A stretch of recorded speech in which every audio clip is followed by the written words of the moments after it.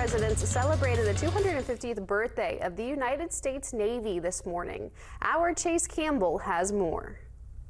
Veterans, historians, descendants of patriots, and members of the public celebrated the 250th anniversary of the United States Navy Monday with a ceremony at the Veritas Classical Academy in Marietta. After a brief welcome by Castle Museum Director Scott Britton, the ceremony kicked off with the posting of the colors and Pledge of Allegiance by the Marietta Chapter SAR Color Guard and Parkersburg High School Junior Navy ROTC, followed by the playing of the national anthem by the Veritas Academy Advanced Orchestra.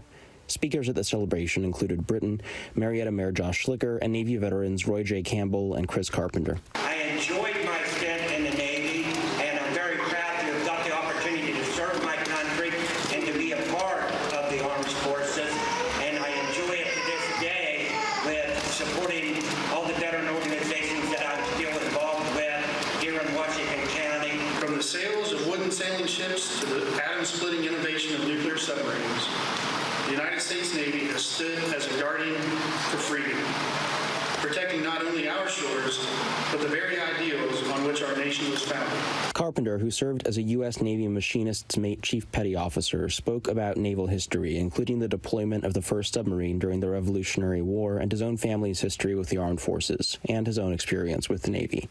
For Carpenter, celebrating the Navy's semi-quincentennial is about honoring that vast history and legacy. The 250th birthday for the Navy, very significant. That just shows where, humble beginnings, right, from sailing ships and, to where we are now, just being, showing the legacy that we can continue to have. Carpenter says the ceremony was also an opportunity to highlight the contributions of Southeast Ohio to the Navy, other branches of the armed forces, and early American history. Pretty much we're landlocked, right? We do have the river, but when you look at contributions to the Navy from here, you look at, like I mentioned in my speech, the Trident program for naval submarines.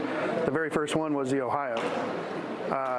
We look at aeronautics or astronauts. Gene Yost of the Marietta Chapter Sons of the American Revolution said celebrating the Navy's anniversary is particularly important as the nation approaches its own 250th birthday. Everybody talks about the 250th anniversary next July 4th, but the Navy was formed 9 months before.